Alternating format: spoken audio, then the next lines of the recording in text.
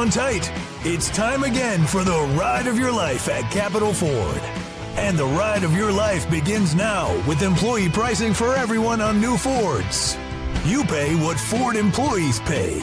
Employee pricing means buy a new 2025 Ford F-150 for just $599 a month. Or buy a new 2025 Ford Escape plug-in hybrid, only $499 a month during our Ride of Your Life event at Capital Ford in Santa Fe.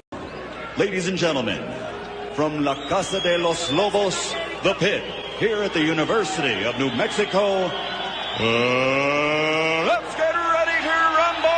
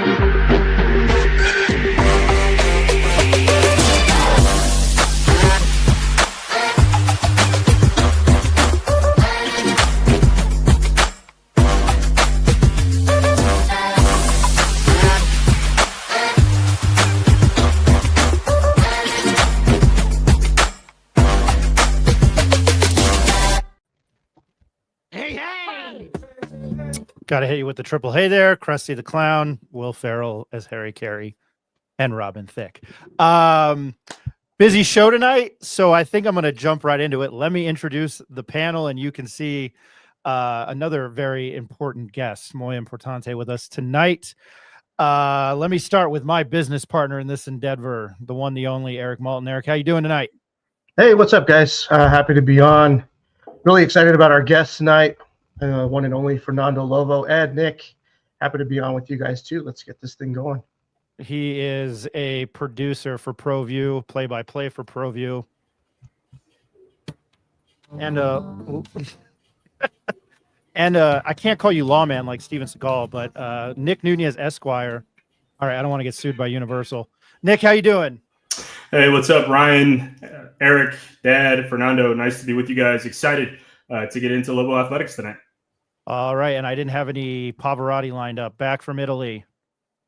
He is the voice of the Western New Mexico Mustangs, a Lobo fan since 1970. Ed, I'm glad you're back in one piece, and you made it through Newark, New Jersey, A-OK. Ed, how you doing tonight? Better. Yesterday, a lot of jet lag. My wife and I were really tired, but today, much better, and a lot of great things happening with the Pit Press. Glad to be on with our athletic director, Fernando Lovo, and my son, the Esquire, man. Wow. It's it's an honor to be on with all you guys, man. So, yeah, looking forward to it. All right, very quickly, our next guest, as you can see, I don't want to make him wait any longer. Just a heads up, after Fern is a former All-American at UNM in track and field. As I've mentioned, you might know her with the last name Fortner. Sandy Martin, to talk about her career and give a little accolades to what the track and field team has accomplished. But to our first guest tonight, he is your athletic director for the University of New Mexico Athletic Department, or the New Mexico Lobos. I usually kill intros, and I feel like I've let you down there. His name is Fernando Lovo. Fern, how you doing tonight? Doing well. Thanks for having me, fellas. Appreciate the opportunity to be back on. I think, Ryan, I don't know, last time I was on, it was, 4 or 5 months ago. Feels like an eternity, but happy to be on with you guys during a critical and important time in Lobo Athletics. So I appreciate the opportunity. Very happy to have you on. And I made a terrible University of Texas joke when we had you in January, and I felt so bad. But I try to. I'm not a comedian, and then I'll let the other guys get into some of the other questions. We were talking off the record, and you were like, "Oh, it's been only 6 months," but it felt like 6 years. I would just like to tell you, I think I'm somebody who calls it as I sees it, which isn't great. I have a big mouth, but there is a breath of fresh air. I've been telling a lot of people that I feel with you guys in the department, with Ryan Berryman, Jalen Dominguez. We know of Amy Began and her basketball career. But I guess very quickly, it's been an entertaining 6 months. And I will say this, even though we're kind of around the same age, I think you've done a phenomenal job in the last 6 months. No, I appreciate it. It's been a complete honor and pleasure, to be able to serve Lobo Nation. I mean, as I mentioned in my press conference, when I had the opportunity to pursue this job and I got to learn more and more about it, I mean, it became just abundantly clear to me that this is a place that had a foundation of success. And you mentioned some of those individuals, Jalen, Ryan, Amy, obviously Eddie did a tremendous job, Dave Williams. I mean, it was certainly a place that was on the rise, and to have the opportunity to come here, join this great team, this great fan base, just across the board, this wonderful state. It's been a complete honor and pleasure. I'm actually sitting in my house right now. My family's here. We're settled. Kids are going to bed on time, so everything's headed in the right direction. But couldn't be more honored to serve Lobo Nation, and I appreciate the kind words. It's certainly a team effort, though. No, Fern, really appreciate that. I'm going to throw it over to Nick with the first couple of questions. Nick, the ball is in your court. Thank you, Ryan. Fernando, I guess we'll strike where the iron is hot. Really good news for Lobo Athletics. Really caps off a phenomenal year. 6 Mountain West titles for UNM Athletics in 2024, 2025. 1 in men's cross country, women's cross country, women's indoor track, men's basketball regular season, men's tennis, and women's outdoor track. The results for the Learfield Directors Cup came out. UNM finishes 49th, first among group of 5 schools. Can you just speak more about what this accomplishment means to Lobo Athletics? Yeah, I mean, it means everything. I'm not sure if individuals, that don't follow college athletics really understand, but the Learfield Directors Cup is the preeminent award for an athletic department in the country. And, when I was at Texas, we were fortunate, I was fortunate to be part of 3 actual Learfield championships. So I understood the gravity of what that was, and to be able to finish top amongst all group of 5 schools. I mean, we finished ranked higher than 23 Power 4 schools. And it really just speaks to the just overall holistic success of our athletics department, right? This is an aggregate of success across the board. So it's not singularly focused on one sport. And you know what? Everything matters. We've had success, obviously, on the fields, on the courts, in the pools, whatever else it might be, but we're also having a lot of success in the classroom, and everything is related. And so for us to be able to celebrate this accomplishment, to finish in the top 50, to do it with class and to do it with integrity, with great coaches, just incredible student athletes. I mean, you hit on some of the track and cross country, and I know the guest that follows me is going to speak on that more, but you just look at the individuals that are winning these championships, both our student athletes and coaches. I think it really speaks to the trajectory of Lobo Athletics. And I know we'll get into that in some of this new age of college athletics, but at the end of the day, it is what it always has been, right? Graduating student athletes, winning, competing at the highest level, and doing it with integrity. So to do that, to finish 49th, top 50, is just an incredible accomplishment, and one that I am indebted to our student athletes and our coaches, and I'm excited to see us continue to grow on that momentum. Hey, Fernando, I came across an article earlier today, just kind of around revenue generation, budgeting, college athletics, and increasing student fees. The article that I read referred to Clemson and USC. Some of their student fees are increasing a lot. Like we're looking at $300 or $150 to $300 per semester per student. I know that just a few months ago, the announcement was made that UNM was going to increase student fees by $45 for the 2025-26 school year, and then increase that once again to $65 per student. Can you speak on how those conversations happened, what the initiative and the goal was, and then can you speak to specifically what that's going to look to fund? Yeah. So I'll answer the latter first. I mean, one of the things that we look at just in general for UNM Athletics is just our overall investment level, right, and our resources. And the reality is, up until this year and moving forward, we've been in the bottom third when it comes to overall operating budgets in the Mountain West. And that's real. I mean, those costs have gone up. We've supported our enterprise off 60 to 70% of self-generated revenues. And so when you look at the overall holistic view of our budget, there were areas where we knew that we needed, help. And one of those was an institutional support and student fee support. And one of the things that's just really critical for us. And we have our programs are competing at a very high level, right? It's not just men's basketball, football, women's basketball. You look at our track programs, you look at the success our baseball program had this year. And the reality is our programs have been underfunded. Our coaches have been fundraising, real dollars, significant dollars to support just general operational needs when it comes to travel or nutrition or student athlete wellness expenses. All of those, as we know, see inflationary increases, particularly on the travel side.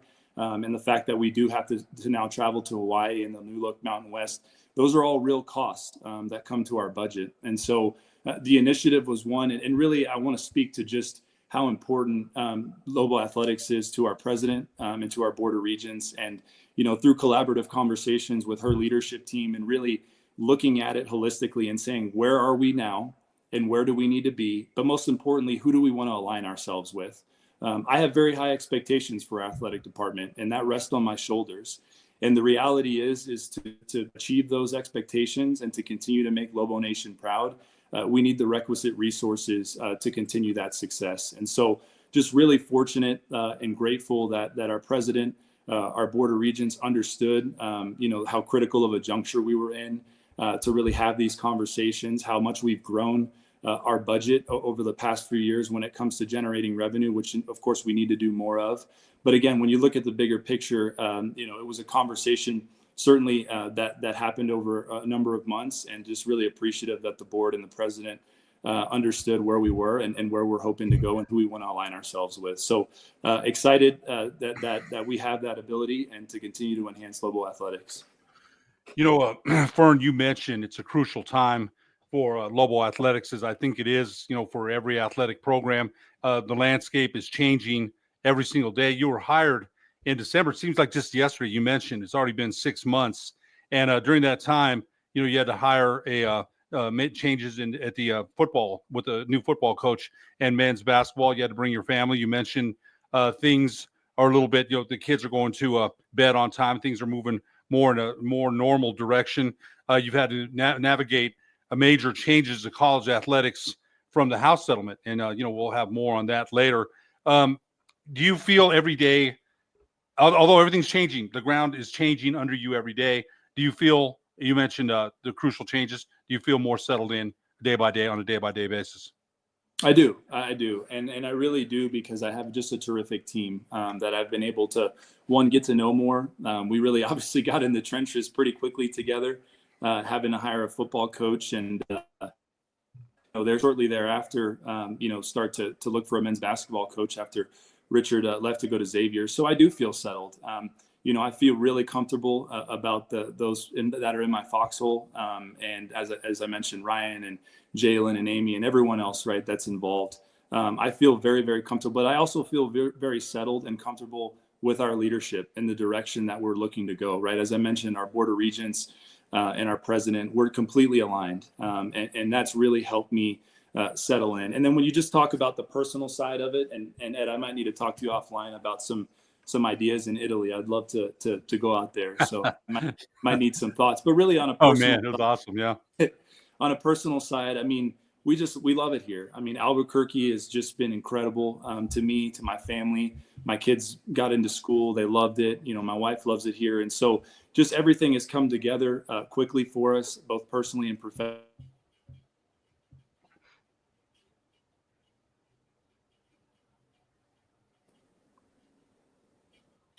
You hear me? Yeah, we got that. Sorry. Fernando, I want to switch gears and talk to you a little bit about conference realignment. The conference is intact for the upcoming season 2025-2026. Starting 2026-2027, Mountain West Conference loses some traditional rivals, particularly in men's basketball, San Diego State, Utah State, just really competitive basketball conference. But there's a potential to add some new rivals. Geographically speaking, UTEP is in El Paso. That's about 3.5-4 hours from Albuquerque. And then you got Grand Canyon, who's had a lot of success in men's and women's basketball the last couple of years. So can you just speak about the excitement behind the new Mountain West that comes after this year? Yeah, I'm very excited. I mentioned the other day I was on a podcast and I got asked a similar question. And my response was then what it is today is I'm very bullish on the future of the Mountain West. Obviously, before I got here, there was a seismic change that I think rocked and rattled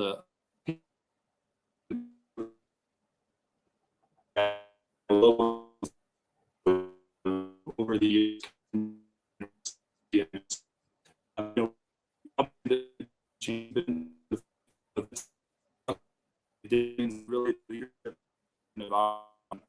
Really excited on what the new will look like. We can also do some pretty creative things when it comes to our revenues and how we distribute those and just be cutting edge on all different levels to ensure that we don't take a step back in any way. And I certainly don't feel that way. And I'm excited to just turn this page. I think providing some clarity and just a little bit of levity to the situation that's been so up and down over the last few months, I think will be good. And I can't wait to start that new journey with the new Mountain West. Eric, I got one more, and then I'll turn it right to you on conference realignment. Fern, there's talks that the Mountain West may be considering expanding even more in football, other sports. I know we're not there yet, but some things that have popped up. If the Mountain West were to expand, what are some other teams that are within the geographical footprint that would make sense for a lot of reasons? Do you have a comment on, if it would make sense for New Mexico State to join the Mountain West Conference? Here's what I'll say about that, and I've been asked that a few times, and I mean this with full sincerity. I think that this great state of New Mexico is better when their flagship brands are both good. And when I mean good, obviously wins and losses, but in the best situations for them, both for us and for the Aggies in terms of their conference situation. And so I believe that a rising tide raises all ships. I really do. And for me, when the Aggies and the Lobos are good and we're competing against each other and, it's a great rivalry. And while we don't have to necessarily like each other for the 3 hours that we're playing, I think what's good for us is good for this state. And that's what I feel my obligation is. And so I'm certainly not going to speak on behalf of Commissioner Navarez. I know she and her team really do a good job studying this. But as a new transplant to New Mexico, I've quickly learned to love this state and understand how important our athletics programs are.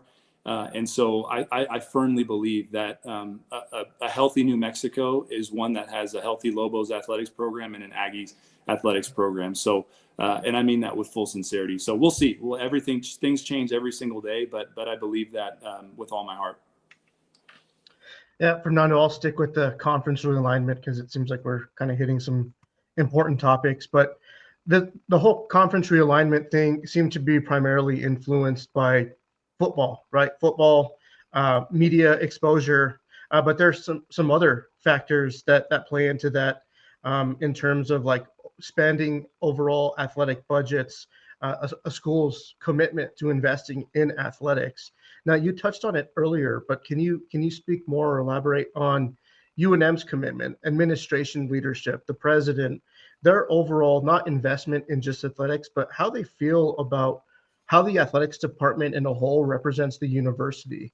Do they view them as an asset and being able to, I guess, represent the university on a national scale and attract students to come attend UNM and cheer for the football team and the basketball program? Yeah, great question. And, I was fortunate when I got here that Eddie and Dave had started a economic impact study that evaluated just that, Eric, is that, what is the economic impact that UNM Athletics has on the city of Albuquerque and the great state of New Mexico?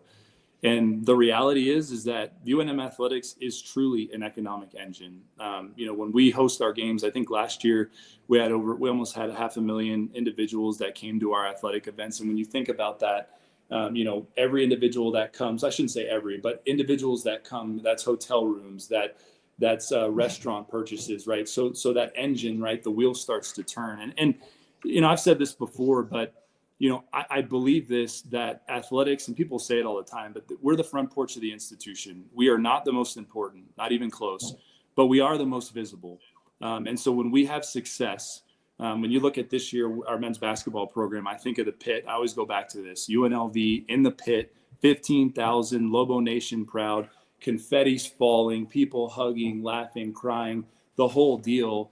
It matters. And when that starts to perpetuate itself, you're absolutely right. To say that success in athletics directly impacts, enrollment would be, there's a lot that impacts it, but it certainly doesn't hurt. I think Lobo Nation, if you have a degree from UNM, when Lobo Athletics is doing well, it means something more, right? People are proud to wear the cherry and silver and wear the Lobo shield. And so I do feel that our administration wholeheartedly feel they believe in that. They've seen it. And since I've been here in 6 months, everything that they've done has shown that to be true. And I just couldn't be more thankful and appreciative of that because we are on a trajectory, I think, right now that if we're able to keep this momentum going, I think the future is extremely bright for Lobo Athletics. And that's really important to me. And that's why I came here. So absolutely, I've been so appreciative of the support I've received since I've been here. Fern, Jeff Grammer had an article in the Journal, I believe it was last week, about revenue and, how UNM did last year as far as raising revenue. But the driver is still football. The football is still revenue that, drives everything else. With the hiring, and Lobo football is just around the corner.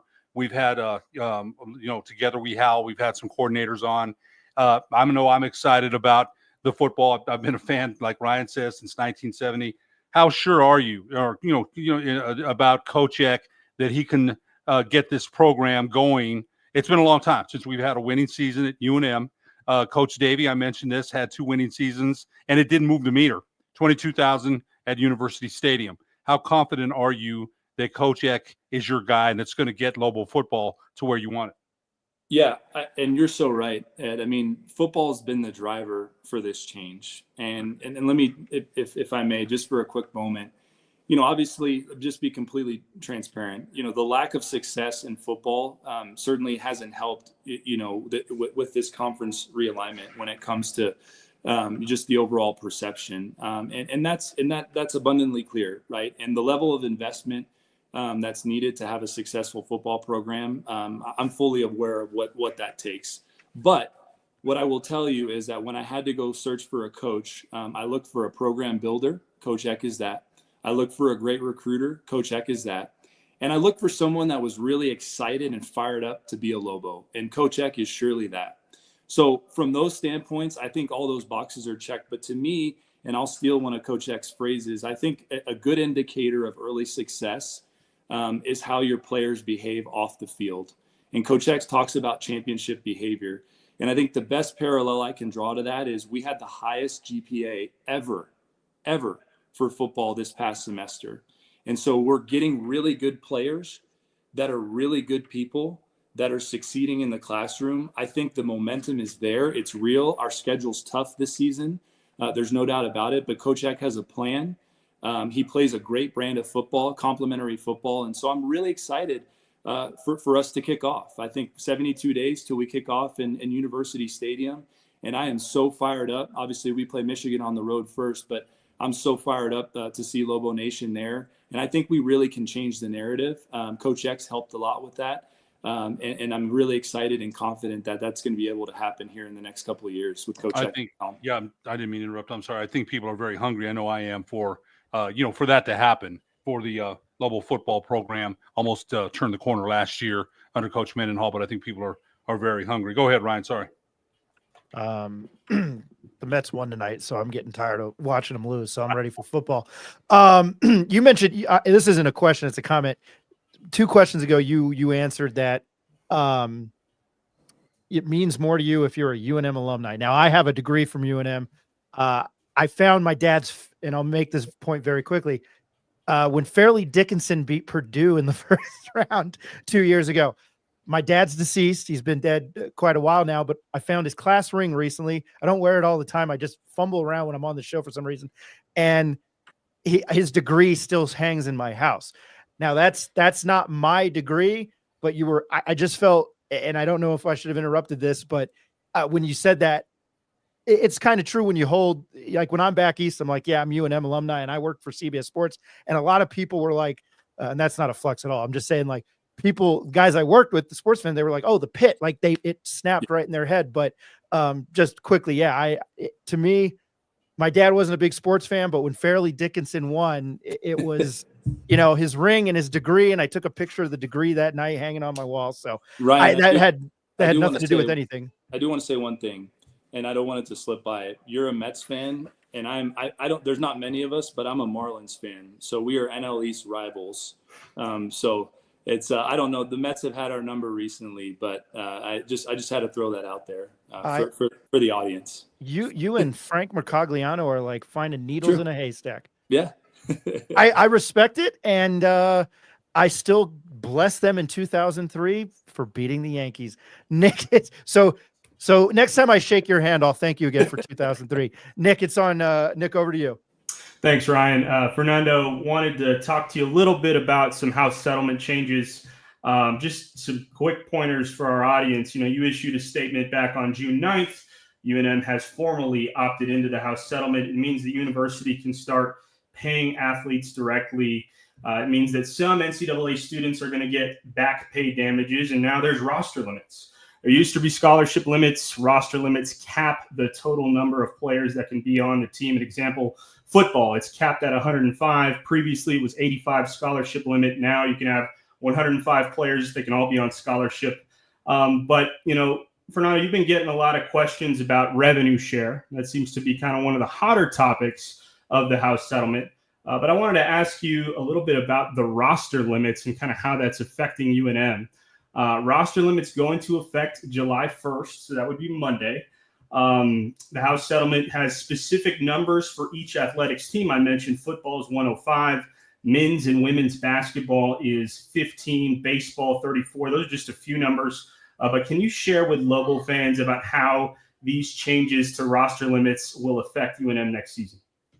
Yeah, great question. And sorry, you cut out there in a little bit in the beginning. So if I missed one thing you asked, please let me know. But in terms of roster limits, for us, you hit the nail on the head. Obviously, football is probably the most drastic in terms of, going from, when I was at Ohio State or Florida, I mean, we were carrying, 140 young men on the team. And so for us overall, we're not anticipating a big impact in terms of roster numbers. Obviously, the settlement when it got codified, there was something that was implemented that allowed individuals that were cut from the roster to be designated as a DSA, which allows us to actually carry them over the roster limit that's set by the house settlement. Or if they are to go to another school, they don't have to count towards that roster limit. And so that's provided a lot of flexibility for us to have good, meaningful conversations about what's the right size of our rosters. Obviously, there's other factors in play, right? There's Title IX implications from roster size. There's just, depending on the sport, right? From a competitiveness standpoint, you could look at it at that. But I think the settlement did a good job codifying what that should be and providing clarity. And we've already met with all of our coaches because there are some intricacies to everything that they need to be aware of. Like you mentioned, July 1st, obviously the settlement goes into effect, but for our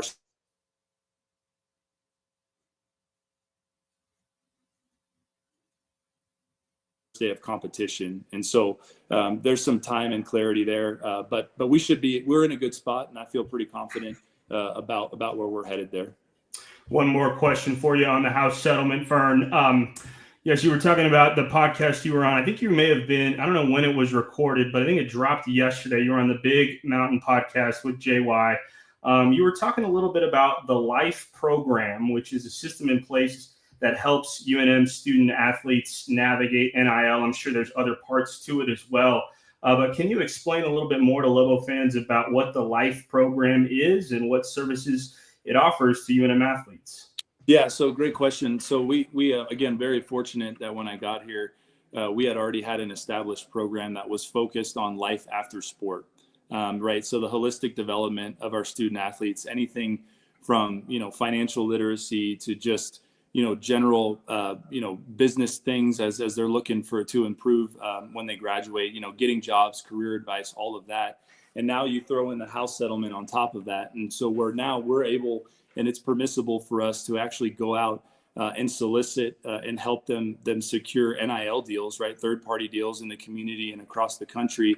And now that our student athletes are getting compensated for their NIL, we have an even more bigger obligation, if you would, to ensure that we're providing the financial literacy, support, education that all of our student athletes need. And so it's a program that was started a few years back that we've, I've only been here 6 months, but I've seen in my 6 months here how transformative it's been for a lot of our student athletes, so that they're prepared when the whistle stops, right, and the crowd stops cheering, that they leave here prepared for whatever it is after that. But now we add in a new dynamic of helping manage money, investing it the right way, making the right choices, and then also helping them solicit opportunities in the community for them to be remunerated for their NIL. So certainly not starting from scratch there, and excited to continue to grow that program and evolve it as we see fit as this settlement continues to progress. Yeah, I have one more question for you, Fernando. Again, really appreciate you taking the time to spend your evening with us. Glad your family's all here and enjoying the summer. But since we're spewing out our baseball teams, I'm a diehard Cubs fan. So you probably know where I'm going with this, but I don't think I will ever forgive the Marlins for the whole Bartman thing. I mean, looking back on that team now, right? Like a young Miguel Cabrera, Beckett. I was a big Juan Pierre fan, so when he joined the Cubs, like a few seasons after that.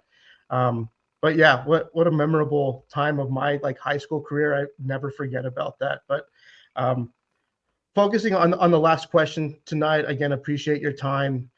Looking ahead, 5 years down the road, UNM Athletics, kind of with how everything has evolved within college athletics, kind of almost turning into somewhat of a professional matter.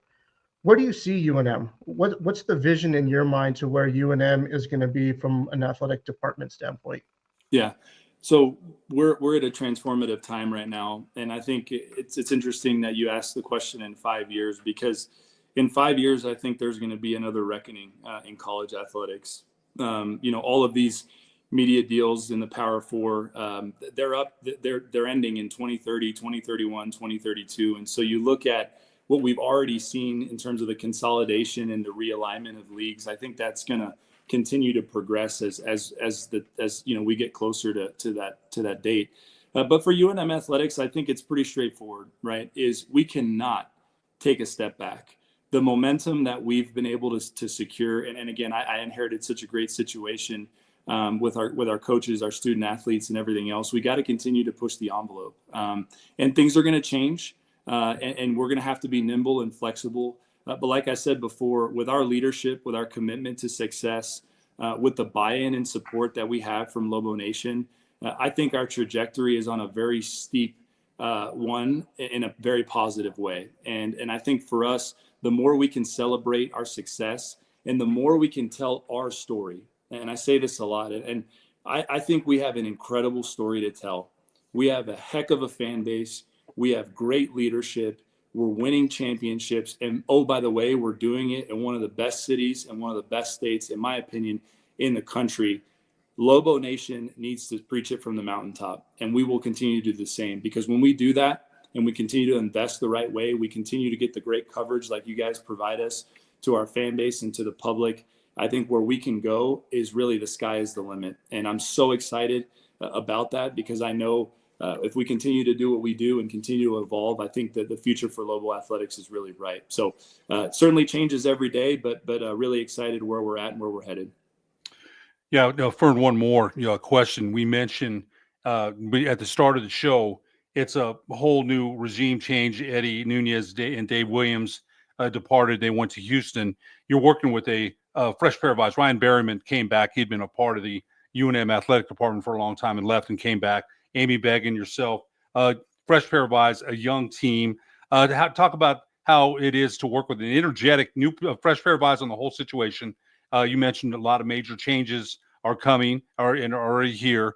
But talk about your team. Is it a well-oiled machine yet with everyone having defined responsibilities? And I'm sure again, working with enthusiastic young people, I think is pretty good with that have the passion and for the university that you do already. For sure. I like I said before in one of the earlier questions, I couldn't be happier with where we ended up with our team. We're just able to bring Casey Byers from the University of Washington, who was, in my humble opinion, the best creative mind in the industry when it came to telling, enhancing brands and telling stories. And so we all have great energy, and I think we bring that every day. And the one thing we are is we're aligned. And I talk about this to my team all the time. If we're aligned, we can do whatever it is that we want, right? But if we're not, we're going to be in trouble. And I can just tell you that with the energy, with the alignment, and the other thing too that I love about it is just the open-mindedness of my team, right? I've come in with a lot of thoughts and ideas of things that I've seen work and things that I've seen haven't worked. And around every corner, I've been just amazed by the fact that everyone on my team, on my executive team, all the way down, to the rest of the staff, has been so open to trying different things. And I think we're at a point in time where we can't just do what we've always done. We've got to look to differentiate ourselves. And so certainly bring energy every day, great people, great individuals. And I just am fired up every day when I get to walk into that office and work alongside them. Nick, Eric, I believe everybody's good to go. Okay, well, here's my Frost Nixon moment and the hard-hitting journalism. Have you ever heard the Scott Stapp of Creed song "Marlins Will Soar" that they played? Yeah. Okay, yes. that was too easy. Absolutely. It's been a while, but I have. And Eric, I am sorry to bring up the memory of that incident. I remember it like it was yesterday, but that was a good Marlins team. You brought up some names there that brought me back. So they beat a good Yankees team that year too. They did. I think the 97 Marlins team might have been my favorite team though, with Gary Sheffield and Edgar Renteria and Bobby Bonilla. So anyways, we're not here to talk about the Marlins, but I digress. You can bug me on, what is it? You can bug me Sunday, Bobby Bonilla Day. What is the first? Monday it's Bobby Bonilla Day right around the corner. Next Tuesday. All right. I get so many expletive text messages that morning, and I'm waiting for it. And by the way, here's another Marlins fact. The guy that started today, best name as a pitcher, Jansen Junk. It was my buddy and I he joins us, Jacob Neff. We were like, happy junk day. So anyway, Fern, I can't thank you enough. I will end the baseball talk there. I want to thank you for joining us tonight, taking time out on a Thursday night. I know we're gearing towards a holiday, but I really thank you for your time tonight and sitting down with us. And I know these guys appreciate it. And I know our viewers and listeners do it. And I know you've been doing the media round. So we appreciate you taking roughly 45 minutes with us tonight. I can't thank you enough. No, thank you guys. And you guys do a tremendous job really covering us. And I know you have a great following. And please, anytime, I love being on and very much appreciate what you do for us. So thanks again. Go Lobos. Appreciate it. Fernando Lovo, the University of New Mexico Athletic Department Vice President or Athletic Director. I butchered that really bad. Nick, I will start with you. That's awesome, man. Really appreciate Fernando Lovo, the Athletic Director and Vice President of the University of New Mexico, for joining us tonight. Just an exciting time, really kind of caps off a tremendous season that UNM Athletics had, winning the Learfield Directors Cup for the Mountain West, finishing 49th. I mean, he spoke to the significance of what that meant for UNM. It's reflective of the hard work of the folks in the athletic department. One of the questions that I wanted to ask Fern Ryan, I didn't get the chance to ask him about. I mean, he touched a little bit on UNM track and field on both the men's and women's side, as well as cross country. But they just accomplished so much. I mean, they accounted for 4 of the 6 conference championships for UNM this season. So was really just grateful to Fern for coming on and sharing some of his thoughts on that with us. Ed, I'll get your thoughts. He's enthusiastic. He's passionate. He's young. He's got a young team behind him. There's a lot of challenges that have changed. The NIL is one of them. And so I really liked his, like I said, his enthusiasm. And, the thing about the football program, he knows that. He knows that the football team's got to turn things around. And so he's behind Coach Eck 100%. Coach Eck is enthusiastic. Everybody that's been hired. Now, we couldn't have said that about Coach Mendenhall, all due respect. I mean, the guy didn't give you that when you talked to him about the program or the team. He just wasn't that type of personality. But as far as the excitement level and passionate level with Fern, with Ryan Berryman, who you had on last week, Amy Began, they've got a new young team there. He's the head of it. You can tell that he's the driver of it. He hired Coach Olin. He hit the ground running. I'm looking forward to see what. And I think my son was right about the track cross country. They just gave Gosson a new contract, a well deserved. So I think things are moving up in UNM athletics. But there's that one thing: the football program. Can they get that going and moving in the right direction? I sure hope they can. Eric. Yeah, I echo what Ed and Nick just said. But then again, I'm just really optimistic, and bullish is the right word. He's the CEO. He's reorganizing, restructuring UNM Athletics at a really difficult time, and I think really just bringing along the right people. We had Berryman on. I know we're looking to get Amy Began on, Jalen Dominguez. These are all young people. Ed really touched on it earlier, but just how motivated and eager they are to just uplift this athletic program through a really kind of unstable time, because you don't know what's going to happen next. I think this first wave of conference realignment and rule changes is going to be ever changing, and you're just going to have to keep adapting. But this group just feels like they're willing to take on the challenge. They're willing to adapt. They're willing to invest not only in the university and within the athletics program, but they're willing to invest in the community.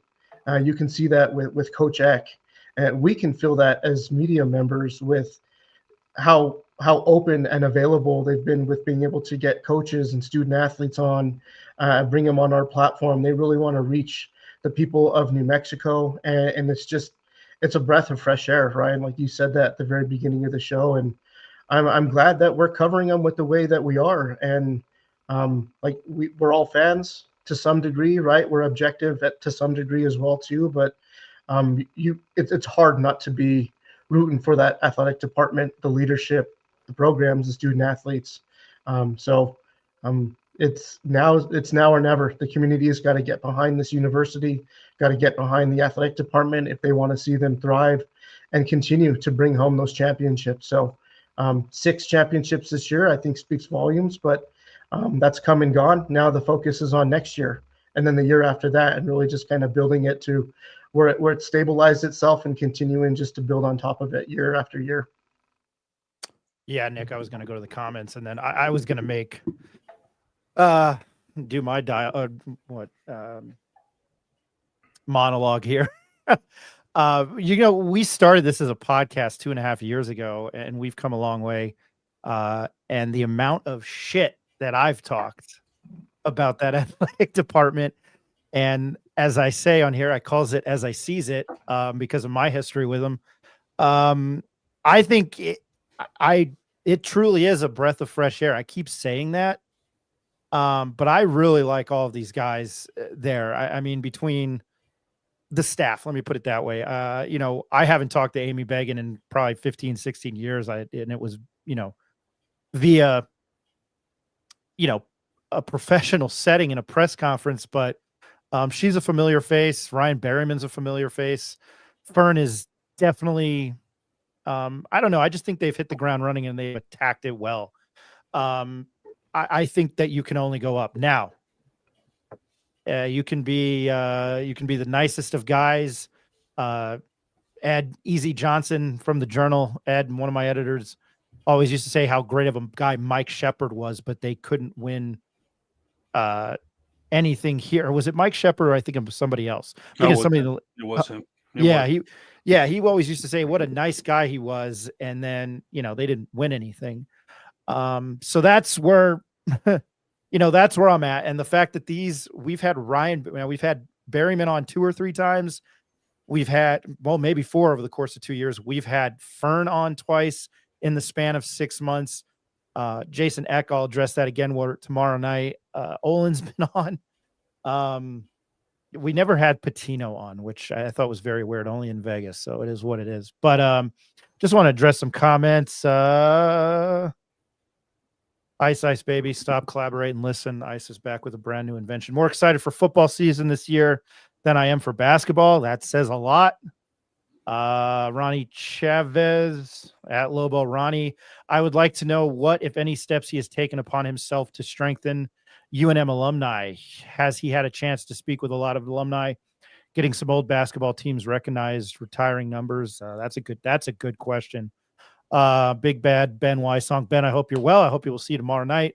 Thank you, Fernando, for all you do for UNM Athletics. And then holy cannoli. How can we such a successful AD department and totally get passed up on realignment? Well, because you have to win at football. Nick, thoughts? Yeah, just to the last comment, I think you hit the nail on the head, Ryan. I mean, 4 of UNM's 6 conference championships this year were in non-revenue generating sports. We put a piece out on the Pit Press Plus that talks about UNM's revenue sharing plans. It kind of breaks down, when we had Ryan Behrman on last Thursday, kind of his comments about revenue share. But UNM netted right around $1 million in ticket sales. And I think, let's call a spade, Ryan, right? I think that really kind of hamstrings UNM a little bit in its ability to adapt to the new college athletics world. UNM has got to be better in football. They've got to generate more revenue in football. And I think that's the biggest challenge that UNM is facing in the upcoming years. Yeah, I agree with you there. And this football schedule, as much as I've turned optimistic, man, I will be there for all of them, at Michigan, at UNLV, at UCLA. I don't know what Deshaun Foster is going to be at UCLA. I hope his press conference is as good as it was last year at Big Ten Media Days, where he was like, "Hey, we're in LA." I was like, "Well, no kidding."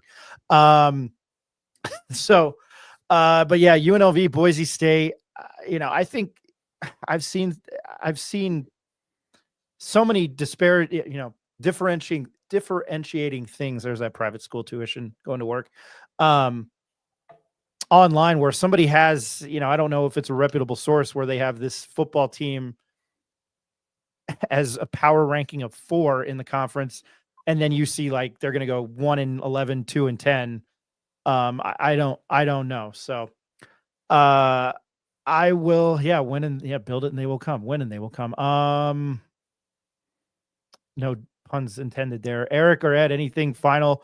I don't want to keep our next guest waiting, but I do want to hit a commercial break so we can pay some bills. Eric, any final thoughts?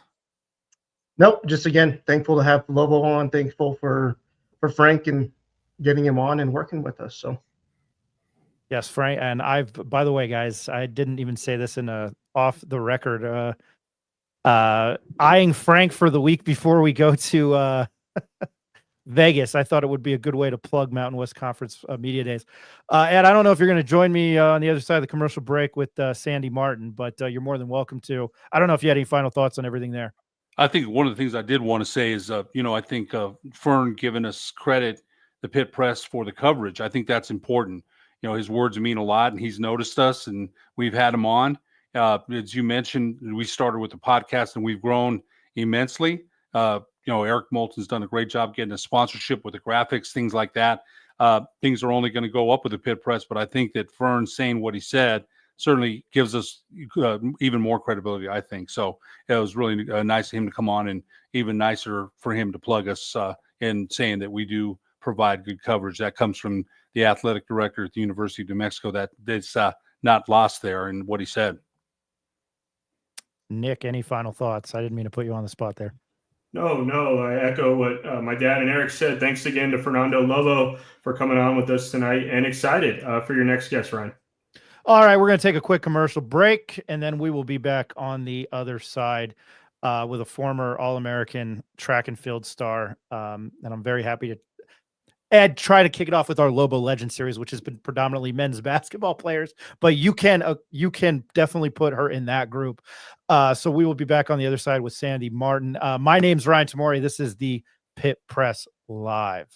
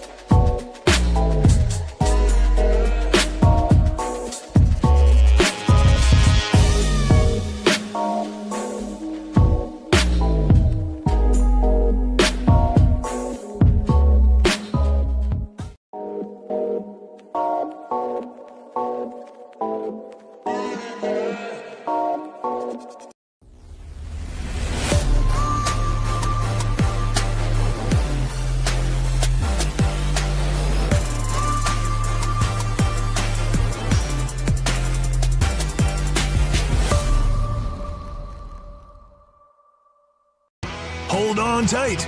It's time again for the ride of your life at Capital Ford. And the ride of your life begins now with employee pricing for everyone on new Fords. You pay what Ford employees pay. Employee pricing means buy a new 2025 Ford F-150 for just $599 a month. Or buy a new 2025 Ford Escape plug-in hybrid, only $499 a month during our Ride of Your Life event at Capital Ford in Santa Fe.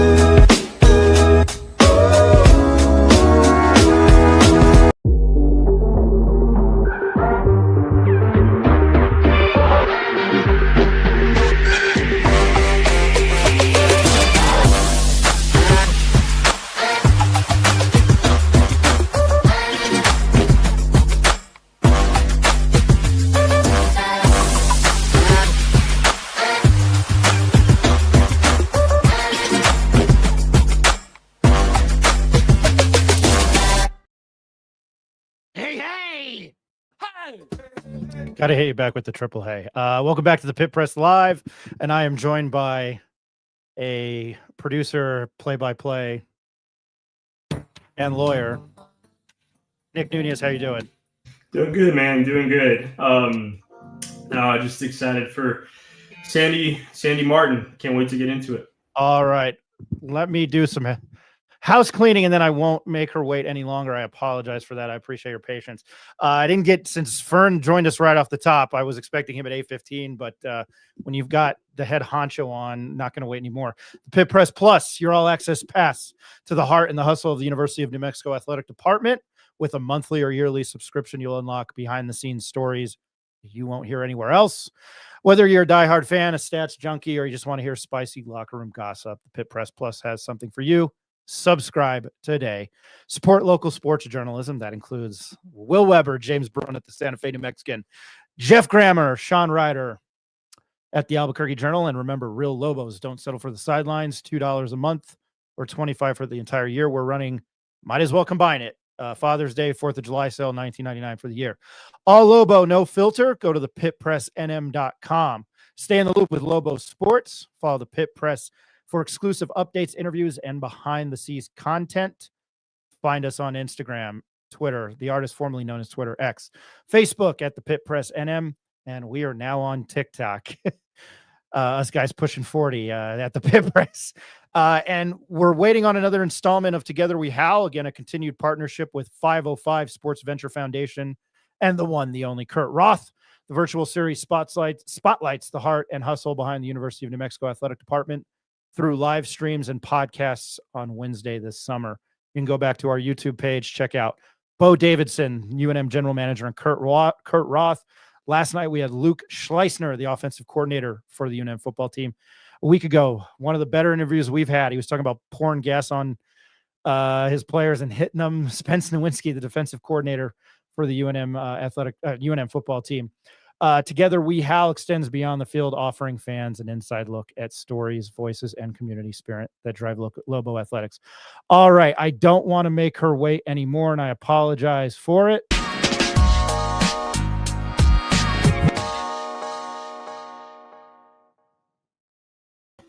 All right, happy to have our next guest on, and I might be echoing. I'm just going to mute you real quick, Sandy. She is a celebrated former student athlete from UNM. She's best known for her dominance in track and field. She is a native of Fort Sumner, New Mexico. She made headlines in 2008 by winning the Mountain West Conference heptathlon title. I hope I said that right. I know nothing about track and field. I hate saying that. Breaking an 18-year-old record that helped qualify for the NCAA Outdoor Championships. Her performance ranked among the top in the nation and earned her a spot in the United States Olympic trials pool in 2008. She remains one of the most decorated athletes in Lobo history, especially in heptathlon and pentathlon disciplines. You might recognize her last name is Fortner. She did get married to a friend of mine and somebody that I graduated high school with 20 years ago. Her name is Sandy Martin. Sandy, thank you for joining us tonight. How are you? I'm doing very well. It's good to see ya. All right. Appreciate your time tonight. You were one of the top heptathlon athletes in the nation during your time at UNM. What drew you to the multi events, and how did you mentally prepare for such grueling discipline? In all honesty, I did not want to do the multis because of the dreaded 800. Thankfully, the coaches that recruited me, the wonderful coach Matt and Mark Henry, they saw something in me that I was not ready to see in myself. My father, who was also my basketball and track coach, PE coach, I don't want to say, groomed me for it, but I also had the attitude, and I know it's a very common thing, of I hated to lose more than I liked to win. I had an older sister that hated to lose even more than me. And I think my dad asked me what drove me, and I told him, beating Dana, but I had to be faster so I could run away from her once I did beat her. So just, having a huge sports background, going from volleyball, basketball, track, junior high, I did cheerleading, tennis, cross country, whatever sport I could do, I was in. I also was lucky enough to not be pigeonholed or told that I couldn't do multiple sports. Definitely in a small town, you get to do multiple sports, which is a little bit easier to control the seasons. Whereas, big schools, volleyball and basketball overlap by a few weeks, track overlaps. So you don't have as many of those athletes that get that opportunity. And I was just very blessed and lucky to have that. And I don't want to say it made me who the athlete I was, but it made me prepared to be able to switch and transition from different sports, different positions, and different events, going from one season to another. I mean, we had 4 to 5 practices before the next season started. And it was an easy transition to go from, 3 sports of different positions and events to all of a sudden 7 events in track. It was, by that point, very natural. You mentioned all the different sports you partake in. We just had recently, Nick, you're going to have to remind me, the girl from Highland who's going to the Naval Academy. I think it was started with Michaela, but how did you find time to balance all of that out when you were in high school?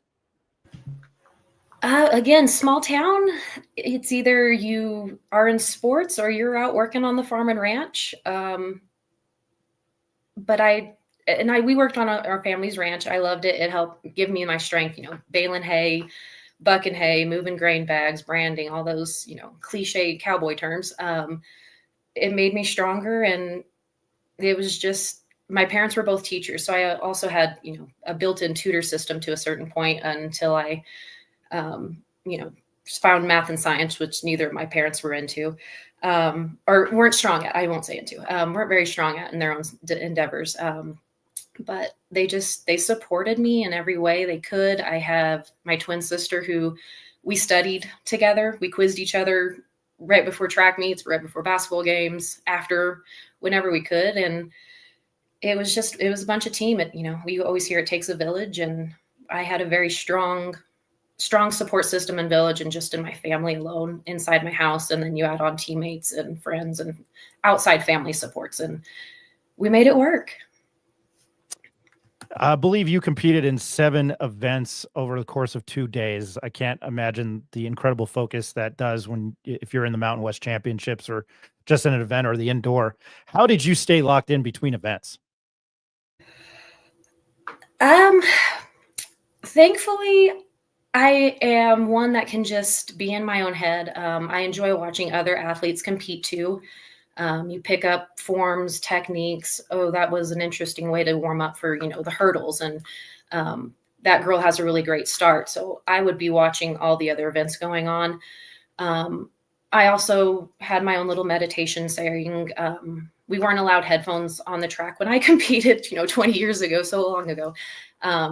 So I had songs that I would, have going over in my head, and just keeping my right headspace and in that moment. The other thing is the pentathlete and heptathlete, you're with each other all day long. You build friendships. Yes, you're competing against them, but you can tell when something's off with them, and you support each other through that because you want the best out of each other. So as our conference grew and the multis I grew with, we kept each other focused and appreciated what we were doing. We could tell when people needed space. And yeah, watching what you love to do is a way to distract yourself in itself. That is a really good answer. I'm going to throw it over. I didn't even introduce him. I'm going to throw it over to my co-host, Nick Nunez. Hey, Sandy. Nice to meet you. Wanted to ask you a little bit about your thoughts on the changes that college athletics are undergoing. This whole revenue sharing now and limiting rosters. I mean, that's something that was probably foreign to you back when you were at UNM. I think one of the things that you may have a really good take on is the roster cuts, because what it does is certain athletes next season who may have been promised a spot under the previous scholarship limits may not be able to compete. I mean, for example, I believe UNM women's track had 59 athletes last year. The new House settlement cap on roster limits for women's track is 45. Now you have graduation. Some players just don't come back for whatever reason. But do you have any comments on kind of what the changes from the House settlement and how that kind of impacts non-revenue sports like women's track? I think there's going to be some pros and cons. It would have been nice to possibly get, some extra money from some of the abilities I had. But I also took it as I'm getting a free world-class education. I'm getting to go see places. I got to go to Penn State. I got to go stay in San Diego. I got to go experience a life that many college kids will never get. I believe our roster was capped at 46 for men's and women's. So it was a huge team coming from a team of 12 if we were lucky. But that was men's and women's. I know there was a different dynamic when we competed against other track teams like San Diego State. They did not have a men's team when we competed against them. And it was a different vibe and flow. The women's team was amazing, but you could tell there was a difference between our program and theirs. The portals and all of that stuff, I'm a very loyal person. Even when the Henrys were let go by the new AD Krebs, it was a hard thing for me because they recruited me. They took a chance on a 1A small town athlete that they did not have to do. They were the only D1 offer I had. I'm thankful for them. Coach Franklin came in, made the program go even bigger, get national titles, get All-Americans. And then the new coach that's come in and has taken off is amazing. And the fact that his athletes have this opportunity with the financial literacy the previous AD was just talking about is amazing to hear.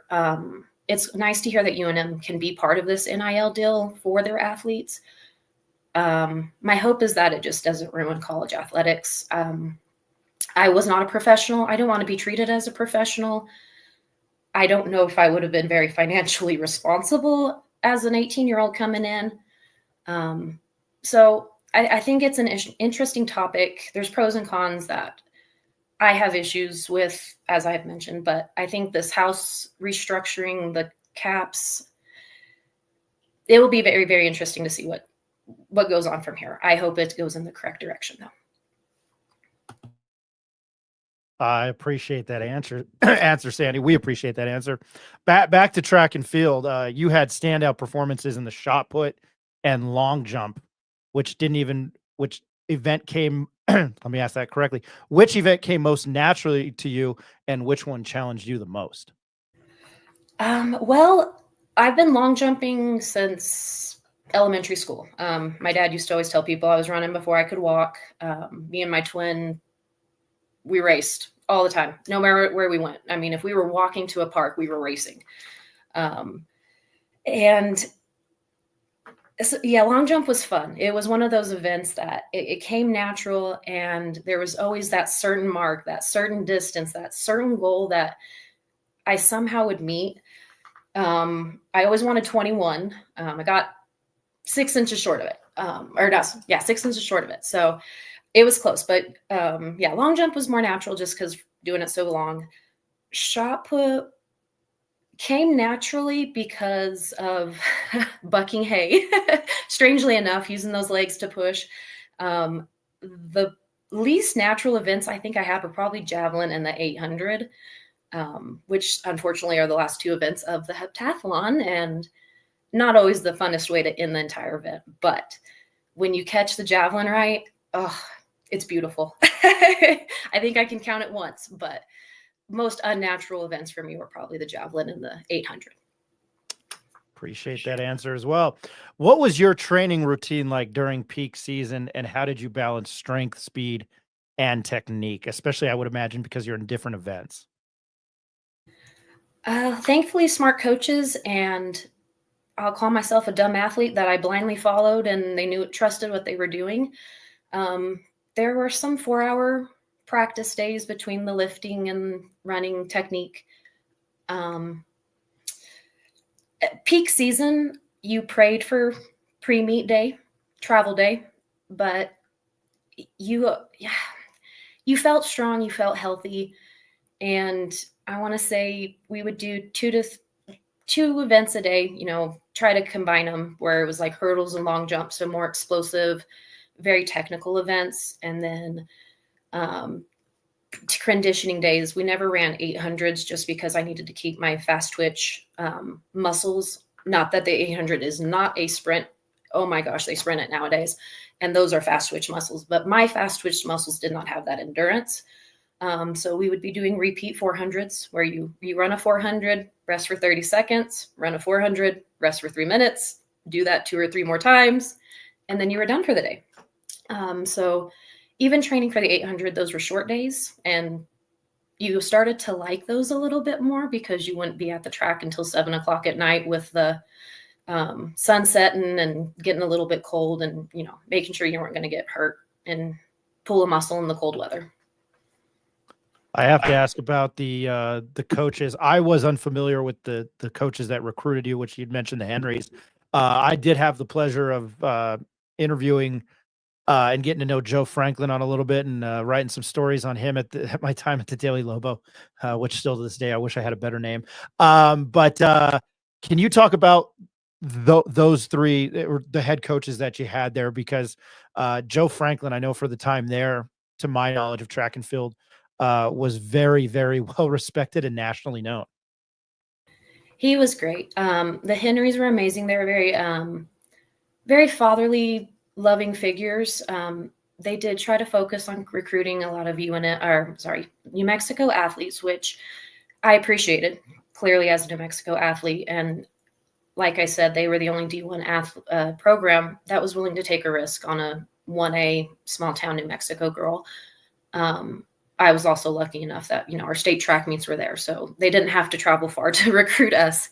And then when Coach Franklin came in, he had very much of more of a distance background, but he brought in Coach Wilson, which was my events coach, who helped me explode to another level. He was the one that got me to my first conference championships. He was also the one that carried me off the field when I had a broken kneecap. Very thankful to Coach Wilson, if you can't tell. And then I was thankful enough to end my career with Coach Zerdowick, who I believe is over at Purdue now, and another wonderful man. But Coach Franklin, I have two favorite memories of him. One, he made everyone car sick on a drive to the ASU track meet because he drives like he's from the East Coast. Got us there safely. No one threw up. And then the second one was the meet I became the All-American, the 800. He stood at one of the turns. And as I was coming around, and I don't know why I recognized his voice, but I will never forget this. He yelled and told me I was getting boxed in without me knowing it. And I cut around this one girl, and because of him, I was able to stay third. So very, very special place in my heart for that man. I appreciate that answer as well. Sandy, and I told you when I reached out to you, and I'm trying to get other athletes on from other sports besides men's basketball and football. And the All-American title, when I see that from somebody who covered college athletics, it means a whole hell of a lot. Looking back, what does it mean to you to have been an All-American representing, the state you're from and UNM? It's a very big honor.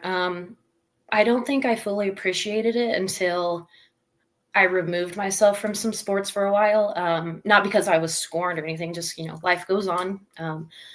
And the mentality I have, the marks and times and distances, and I guess I don't want to say the ease of doing it, but the natural drive to do it is very rare. And I don't want to come off, pious or anything like that, but as I've become older, I have appreciated more and understand the accomplishment and meaning of it. And it is an honor. It is a very big honor that I will cherish till the day I die. I appreciate that answer. I'm going to throw it back over to Nick. Yeah, Sandy, wanted to ask you about your time as an athlete at Fort Sumner. I have the privilege of covering high school athletics here in the state of New Mexico. I got to call the Fort Sumner Vixens in the 2022 Class 1A Girls State Championship. They won. And just kind of wanted to ask you about your experience as a high school athlete there, kind of some of the things you accomplished. Yeah, it's another thing you take for granted until you're out of it. We won state in volleyball my senior year. We won state with my father and my twin, which very few people can say that, you won state with your dad for basketball back in 2005, dating myself. And then we didn't win track my senior year, but we got runner up. So it's a very big sports town, very big sports background. And same thing, small community. Friday night, they say, sidewalks roll up to the football stadium. And it's true. There was very few times where we had a volleyball game that wasn't scheduled, or that was scheduled during a football game, because we were expected to go to their football game and they were expected to come to our volleyball game. And it was one big happy family. I miss the bus trips, because we would have JV varsity boys and girls all on one bus, all the coaches. And it was just this huge basketball team. It wasn't, the boys and the girls. The boys go to the other gym while we go to this gym. It was, you all play at one gym, you all support each other, and you all make each other better. And I think that's another part that made me a great heptathlete, was we had to get along with each other. And even if you're competing for, point guard, for shooting guard, whatever, they're still your teammate at the end of the day, and you have to get along with them. And then one other question for you. It's how you transition from being a competitive college athlete into, not competing anymore. I think you competed at such a high level in women's track while you were here at UNM. And then eventually, competitive competition stops and you've got to translate into the real world. I think every athlete goes through that. What was that process like for you? It was hard. It was extremely hard. My diet alone had to change. I mean, going from training 4 hours a day where you're eating thousands and thousands of calories just to keep up to, oh, I can't eat that anymore. I shouldn't eat that anymore, or I should not eat that much anymore. But my biggest struggle was the why. Why go exercise? Why go run? Why go lift? Why? There's no, you're not reaching a goal. You're not going for a national title. And thankfully as Ryan had mentioned, I married one of his football buddies who played football for the Lobos too. We pushed each other, and we're now hunting together and going on these random hunt exercise fests to, stay in shape and have that drive and goal. But my biggest drive is my daughters. I want to keep up with them. They're in sports, nothing, I'm not pushing them to, they're not going to, make them go to pro, make them go Olympics. I want them to live their own lives and not be in my shadow, but I want them to understand what sports can bring to the table. And I want to be able to still beat them at some of those sports. So that's a big drive for me right now. But yeah, my husband and I, we find stuff that we can be physically active and drive for. We've changed our diets like I talked about, but yeah, keeping up with 2 girls right now is our main goal. That answer really helps me to my next question. And I won't bring up me dancing to Footloose drunk at your wedding reception. How did your time as a Lobo shape your life beyond track and field? Well, I'll start by saying I swore I would never live in Albuquerque, New Mexico. So here I am still in Albuquerque, New Mexico, and I'm still a Lobo, and I will still support the Lobos and will never, ever be embarrassed of saying I graduated from UNM and being a Lobo. But I mean, yeah, if it hadn't have been for UNM, I wouldn't have had my accomplishments that I have. I wouldn't have met my husband. I wouldn't have my daughters. I wouldn't have become the occupational therapy provider I am. I mean, UNM made me, for me, what I feel is a successful life, a well-rounded, successful, very blessed life. I really appreciate that answer. What advice would you give to young athletes, especially women pursuing multi-events today? Don't let someone tell you no. If you want to be a multi-sport athlete in high school, work for it. Find a person that will support you, a coach, a sport, your parents. Don't let someone tell you no. And if you want it, work for it. I always tell my daughters, if you think you can, you're right. If you think you can't, you're right. And it's a lot more fun doing 7 events than just running all day. I mean, there's an end to the running. If you don't like to just run or just hurdle or just play basketball, look at multis. They're becoming more of a norm for a high school event. More and more coaches are reverting back to, sports do help each other. And just because you're long jumping doesn't mean you shouldn't go run 100 too, because guess what? You still have to sprint down the runway. So push yourself, and girls can do it. It's fun. It's challenging. It's a way to make your body and mind better. There's times where I feel stressed and I just, I revert back to a breathing technique I did before the 800. So don't let someone tell you no. Just because you're a girl, just because you want to do more than one sport, don't let someone tell you no. I appreciate that answer as well. I have to ask you about the recent success with the UNM track and field team, a national championship, a couple of them, a lot I can't even list what they accomplished between the Mountain West and being in Eugene, Oregon. When you saw that and being an alumni of that program, what were the feelings? Proud. I was proud to be a Lobo. I wasn't able to watch much of the meet on TV, but I was following it through Instagram and seeing distance runners, first, second, first, third. I mean, beautiful to see. I love seeing the 400 runners make it. I love seeing a relay. Like, the direction this program is continuing to go, it makes me proud. I don't want to say that, me, Katie Coronado, Deanna Young, I don't want to say we started it off, because there was a lot of All-Americans before us. But this trajectory that it's on, the fact that more than one or two athletes are going to a national meet for UNM is it makes me happy. It makes me know that our program and my program that I bled for is in good hands. If you could relive one meet or moment from your collegiate career, what would it be and why? I thought a lot on that one. So there's two meets. Clearly my national meet, getting that All-American trophy, standing on that podium. I still get chills. I still get butterflies. It's an amazing feeling. One of those highest highs you can come from. But the meet I want back is my outdoor nationals, where I scratched my shot put throws. My last track meet did not end how I wanted it.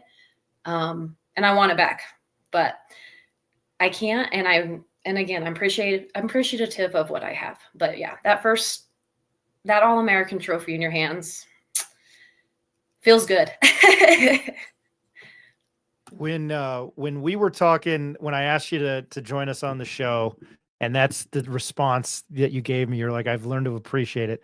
Now, look, when I see All-American, I think of the baseball players, the football players, and the basketball players, and your name is with legendary athletes, and it doesn't matter what I think. But Sandy Martin, an All-American, former UNM track and field All-American athlete. And Sandy, you are the first one that I reached out to you, and I hit up Danny, and I won't make any grease jokes either. But I wanted to talk to more. It's not a political thing. I don't talk politics in here.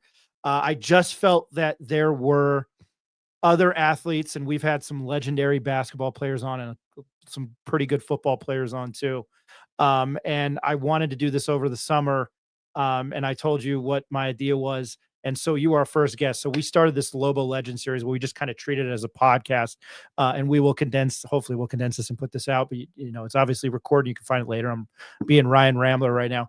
But Sandy, I wanted to thank you for your time tonight, for coming on and talking about track and field, because we pound basketball and football now. This last month, the House settlement into the ground. But I can't thank you enough for joining us tonight. Not only, I think, being like our first All-American female, but track and field person too. So I really mean it. And I told you I'm going to get Sam Lucero on. I'm hitting all the local people, all the people that I know, and then Jeannie Fairchild, or Jeannie, I don't know her. That's her maiden name. I don't know what her married name is. I forget it. And then I wanted to get Amy Began, and I'm trying to hunt down a couple other women. I'm rambling, but as I told you, trying to get you on the show. Thank you. Thank you so much. Thank you so much for having me, and thank you for helping spread UNM pride, help and joy, and what sports can bring to each other. And thanks for making sure women get included. And I hope Jeannie Fairchild, and again, I don't know her maiden or her married name now either. Amy Began. I loved watching them, and I wish I could play ball as well as Amy could. No, she was quite the point guard. I want to thank you, and I will let you get back to your Thursday night. And please tell Danny I said what's up. And then I sent this link to was it Mike? And I said, hey, Big Dan's daughter-in-law is joining us tonight. But anyway, thank you so much for joining us tonight, Sandy. Appreciate it. All right, that was Sandy Martin, former All-American at the University of New Mexico track and field. I was very happy to get her on and kick off that series. Nick, thoughts? No, awesome, man. She was great. Just all that she accomplished in women's track. You talked about her in the the MTEs, man, those are difficult events to participate in. And her training regimen, just how she approached the sport, was first class all the way, and All-American. Speaks for itself, kind of. But I thought she was great. No, I appreciate it. I was really happy to get her on. And like I said, Jeannie Fairchild, another All-American volleyball player. Sandy's husband and I graduated St. Pius with Jeannie. So I'm going to bug her. I talked to her before Sandy and she said she'd join us. I hit her up again and she didn't respond. So I know she's busy. So I'll bug her again. To tomorrow night or tomorrow evening, we will be at Rio Bravo Brewing Company on 2nd Street for Spencer Hill. You can go back to Tuesday night's episode. He's a race car driver, was in a NASCAR development program. He's having sunglasses released with Casey Optical 2, buddy that helps us out. Jeffrey Gordon will be there. He's put this together. 6 o'clock, UNM head football coach Jason Eck will be joining us. We will be there. Feel free to join us. But we'll talk to Jason Eck for about 15, 20 minutes and talk some other sports stuff. I want to go to some comments. Rumor has it that Ed Nunez had too much ravioli in Italia. John Romero. Is the Pit Press aware that spring Diego Pavia was offered $4.5 million by a rival SEC school? That was stated in a popular podcast where Pavia was a guest.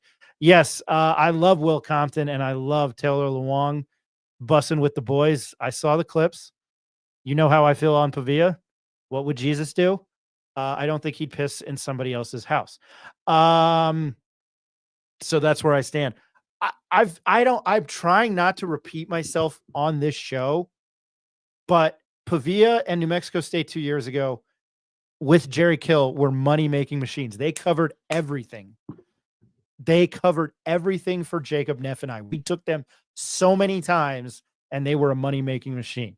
So I got much respect for him and I know I'm a UNM alumni. By the way, Nick, Fernando Lovo said something earlier tonight that I loved. When the Aggies are good and the Lobos are good, it's good for everything. And when he said that, I thought about the Iron Bowl.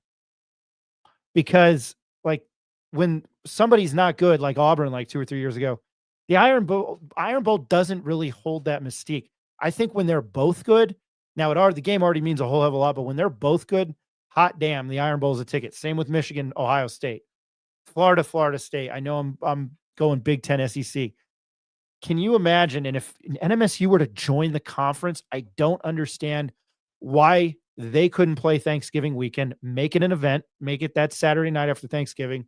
And hypothetically, if they're in the conference and they're bidding to play in a championship game, that means more. Sound like the SEC. It just means more. It's true. So that's where I feel. Nick, I don't know if you want to piggyback off that. Yeah, man. I think it's been trending on X. I think our good friend Ben Wysong was kind of who started it. And he's who kind of gave me the idea to ask Fernando Lovo that question. What were his thoughts on potentially New Mexico State joining the Mountain West? I think from a geographical perspective, it makes a lot of sense. Think about it in football where you get 11, 12, 13 games a season. UNM plays New Mexico State every year in non-conference. Then they'd be in conference. That opens up another opportunity for UNM to play another school. And just from a revenue standpoint, man, I mean, you and I went to the men's baseball game between UNM and NMSU. I think they usually play, 2 or 3 times a year in baseball. They play sometimes 2 times a year in basketball. And so just freeing up the non-conference, making them a conference member, revenue generator for the economies of Albuquerque and Las Cruces. I think a revenue generator at the ticket and concession stands in multiple sports. I think financially it would make a lot of sense for UNM. Yeah, I think you're right there. That would be huge. I'm all for NMSU joining the Mountain West because it takes away another non-con game in football and you get to play each other twice. Look, the basketball team's got to go down to Cruces this year. You didn't get to avenge the loss this year. I mean, UNM might have gotten to the second round of the tournament, but the Aggies won, the basketball game, and then the UNM defense made that not very good NMSU offense look like the 1998 Minnesota Vikings. So yeah, I'm all for it. I might hold this conversation till tomorrow, not till tomorrow evening. We can talk more. Spencer Hill again. We'll be at Rio Bravo Brewing Company tomorrow at 5 to 7. Jason Eck, UNM head football coach, will be joining us at 6 p.m. Might try to hunt down another guest. I tried to get a basketball player even to just join us video. They could not. Thought it was worth an ask. But special thanks and Frank Mercogliano if you're watching, and we will have you on the show. Looking forward to or appreciate you getting us Ryan Berryman and Fernando Lovo on. Ask Frank, somebody who I've been very vocal about on this show for 2.5 years. I asked him to join us if he can make it, if he doesn't have MLB duties prior to Mountain West Conference Football Media Days. If not, we'll have him on gearing towards August. Richard Pierce, Gabe Lopez will be in Vegas in 3 weeks. We will be on our way home from Vegas in 3 weeks. So we'll talk to Jason Eck there. Richard Pierce and Gabe Lopez. I'm glad they threw an offensive lineman because I sound like a 14-year-old, but when I rebuild a dynasty on NCAA football or college football, I start with the O-line. Not to mention I've seen 2 New York Football Giants teams dominate on the D-line to win Super Bowl championships. So that's how I feel. Together We Howl will be back at some point, we hope. You can go check out on YouTube. Luke Schleisner, offensive coordinator. Spence Nowinski, defensive coordinator. And dude, I keep wanting to call him Bo Hightower. Bo Davidson, the general manager. It's just, I don't know that many Bo's, B-E-A-U. So it's easy to do, right, Nick? I was guilty of it, man. I really was. Ronnie Chavez, 2 Mountain West B-ball players got drafted. Neat Clifford and Kobe Sanders. Yeah, Kobe Sanders from the artist formerly known as your UNM head basketball coach, Steve Alford in Nevada. He got taken by the Knicks in the 2nd round. I saw that I think right when we kicked off the show. I was very happy about that. Neat Clifford got drafted by your world championship Thunder. Excuse me, NBA championship. I hate that term. And the pick was owned by Sacramento. So he's a Sacramento King, which is pretty good to run there with them and Sabonis' son. I'm not a big NBA guy. I pay attention. Obviously, I was a little bit more excited this year with the Knicks.